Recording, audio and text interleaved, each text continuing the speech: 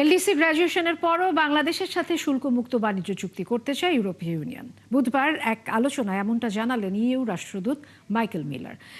এজন্য বাংলাদেশকে সার্কুলার ইকোনমিতে জোর দেওয়ার পরামর্শ দেন তিনি। আর বাণিজ্যমন্ত্রী জানান, ব্যবসার খরচ এবং সময় সাশ্রয়ে কার্যকর ওয়ান স্টপ সেবা চালু করা হবে। জাহিদুল ইসলামের প্রতিবেদন।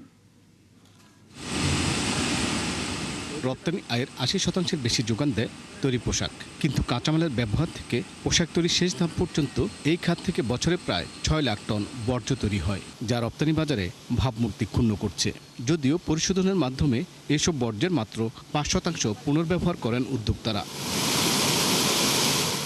সার্কুলার অর্থনীতি নিয়ে এক সেমিনারে ইউরোপীয় ইউনিয়নের রাষ্ট্রদূত জানান, এলডিসি গ্র্যাজুয়েশনের পর বিশ্বে শুল্কমুক্ত বাণিজ্য সুবিধা হারাবে বাংলাদেশ। বর্জ্য ইস্যুতে রপ্তানি বাজারও প্রশ্নবিদ্ধ হবে।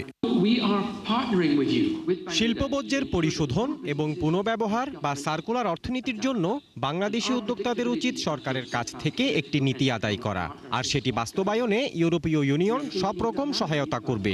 এমনকি শুল্কমুক্ত বাণিজ্য চুক্তিও করতে প্রস্তুত ইউরোপীয় union. Colour expert dark sap এবং মাইল্ড অন হ্যান্ডস টেকনোলজি সমৃদ্ধ অরিক্স অ্যাডভান্স ডিটারজেন্ট পাউডার, আপনার লন্ড্রি এক্সপার্ট। বিজিএমইএ সভাপতি বলেন, কারখানাগুলো কমপ্লায়েন্স অনুসরণ করে চলছে এবং পোশাক রপ্তানিতে বাংলাদেশ দ্বিতীয়। এটি ধরে রাখতে সার্কুলার ইকোনমিতে জোর দেওয়া হচ্ছে।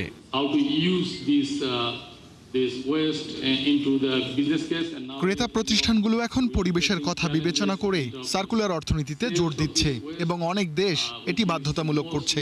আশা করছি এটি বাস্তবায়নে সরকারের কাছে দিক নির্দেশনা পাব এবং ক্রেতা প্রতিষ্ঠানগুলো পাশে থাকবে। বাণিজ্যমন্ত্রী বলেন, এলডিসি উত্তরণ পরিস্থিতি মোকাবেলায় সরকার বিনিয়োগ বান্ধব পরিবেশ তৈরিতে গুরুত্ব দিচ্ছে। সার্কুলার অর্থনীতি বাস্তবায়নে এরই মধ্যে মনোযোগ দিয়েছে সরকার, কারণ এটি এলডিসি গ্র্যাজুয়েশন পরবর্তী বাংলাদেশের প্রতিযোগী সক্ষমতা ও টেকসই প্রবৃদ্ধির অন্যতম প্রধান শর্ত।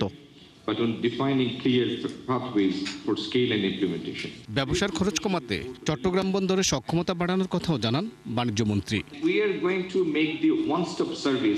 জাহিদুল ইসলাম, ৭১, ঢাকা।